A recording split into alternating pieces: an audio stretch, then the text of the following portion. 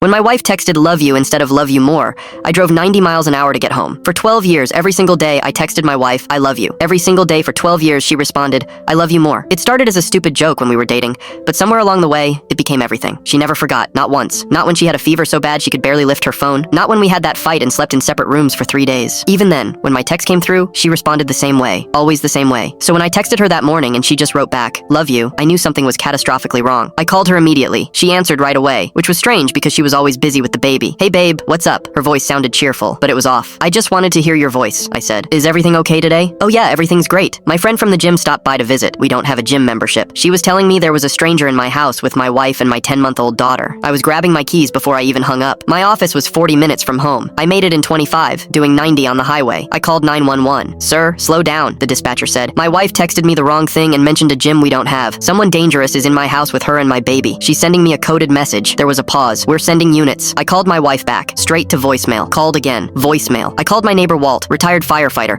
I'd trust him with my life. Walt, look at my house right now. Tell me what you see. There's a white van in your driveway. No windows in the back. Your wife's car is in the garage. Can you see inside? No. All the blinds are shut. She never closes those blinds during the day. She was sending another signal. Police are on the way, Walt. If you hear screaming, get inside that house. He didn't hesitate. I'll be on my porch with a baseball bat. I was still 20 minutes out. My daughter couldn't walk, couldn't crawl away from danger, couldn't scream for help. She was completely dependent on my wife, and my wife was trapped in that house with a man who drove a windowless van. I pulled onto my street doing 60 and hit the brakes. 3 police cars, an ambulance, officers crouched behind their vehicles with weapons drawn. I jumped out and sprinted toward them. An officer tackled me to the ground before I made it 10 feet. That's my wife and baby inside. There's a man in there with a knife to your wife's throat. We are handling it. I couldn't breathe. I heard a negotiator on a megaphone. Then I heard my daughter crying. The sound nearly killed me. Then shouting. A crash. Officers rushed through the front door. 30 seconds of chaos. Screaming. More shouting. An officer came out carrying my daughter. Another officer dragged a man across my front lawn in handcuffs, blood running down his face. My wife walked out shaking so hard she could barely stand. I shoved past everyone to get to her. I pulled her into my chest and felt her whole body collapse against me. He was going to take her, she sobbed into my neck. He told me he was just there for valuables, but then he saw me. He made me respond to your text so you wouldn't worry and come home early. He stood right behind me and watched me type.